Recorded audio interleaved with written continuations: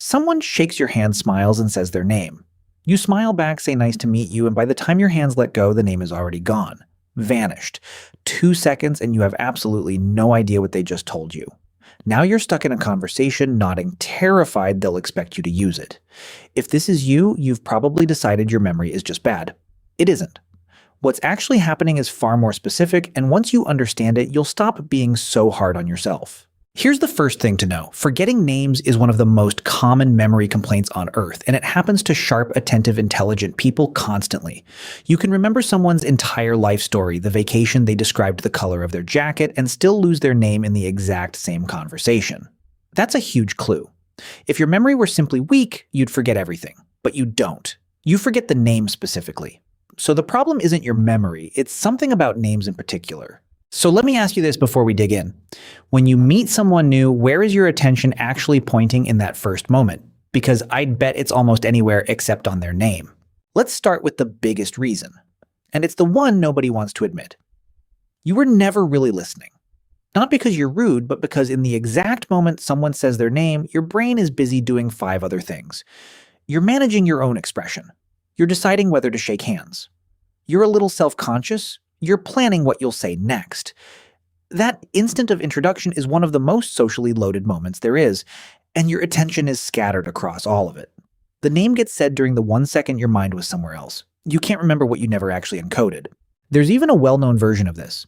Think about a group introduction where everyone goes around saying their name. People are often worst at remembering the name of the person who went right before them because in that moment they were panicking about their own turn. Your brain was rehearsing your own introduction instead of listening to theirs. It's not a character flaw. It's just where the spotlight of your attention was pointing. Here's the second reason, and it's about the nature of names themselves. A name is an arbitrary label. There's usually nothing about a person named Michael that connects to the sound Michael. Compare that to remembering that someone is a nurse or has 2 dogs or just got back from Italy. Those facts hook into things you already know. They have meaning context associations. A name floats free, attached to nothing. And your brain is exceptional at remembering meaning and terrible at remembering random, disconnected labels. So the name isn't sticking because you've given it nothing to stick to. The third reason is emotional. And it's a big one.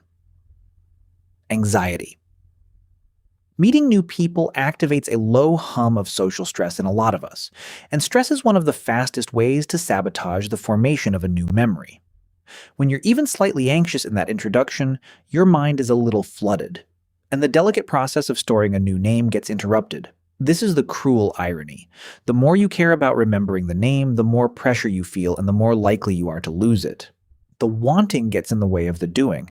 Let me pause and ask you something. Have you noticed that you remember names much better when you're relaxed, when there's no pressure, when you're just casually chatting?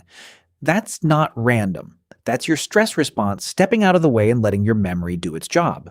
Now, before you think this is all bad news, let me flip it because there's something genuinely lovely hiding in this pattern. People who forget names but remember everything else about a person are often deeply attuned to the things that actually matter. You remember how someone made you feel. You remember their story, their energy, the look on their face. In a way, you're paying attention to the human being instead of their file label. That's not a broken memory. That's a heart that's more interested in people than in paperwork. Still, names matter socially, so let's talk about how to actually get better at this. And it's not about having a naturally good memory, it's about a few small deliberate moves.